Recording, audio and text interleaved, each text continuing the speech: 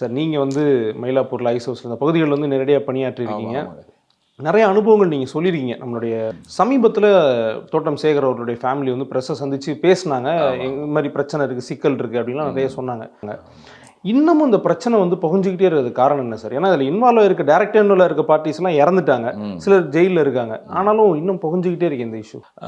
அதுவும் இல்லாமல் நானும் பார்க்குறேன், நிறைய சேனல்ஸ்லாம் நிறைய பார்க்கும்பொழுது சில விஷயங்கள் வந்து சொல்கிறதெல்லாம் கேட்கும்போது எனக்கு கொஞ்சம் ஆச்சரியமாகவே இருக்குது. ஏன்னா நம்ம வந்து ஒரு பொதுவாகவே இந்த மாதிரியான ஒரு பொது விவாத மேடை இல்லை ஒரு பொதுவான விமர்சனங்கள் அது மாதிரி ஒருத்தர் மேலே வைக்கிறோம் அப்படின்னா, அவர் யாரான XRY, அவங்க அரசியல்வாதியாக இருக்கலாம், சினிமா நடிகராக இருக்கலாம், ஒரு ரவுடிசமாக இருக்கலாம், ஒரு அரசு ஊழியராக இருக்கலாம், அரசியல்வாதியாக இருக்கலாம், அவங்கள பற்றிலாம் விமர்சனம் பண்ணும்பொழுது கூடுமான வரைக்கும் உண்மையான தகவலை சொல்லணும் இல்லையா? அவங்கள பற்றி தெரிஞ்சிருக்கணும், முழுக்க முழுக்க அவரை பற்றி தெரிஞ்சிருந்தால் விமர்சனம் பண்ணணும். அப்படி இல்லைன்னா அது ஏனோ தானோன்னு எதையோ சொல்லக்கூடாது. எப்பவுமே எந்த இதுலேயுமே. இப்போ நான் கூட பார்த்தீங்கன்னா இப்போது ரவுடிசம்னு நிறைய பேசியிருப்போம், நம்ம சேனல் நிறைய பேசியிருப்போம்.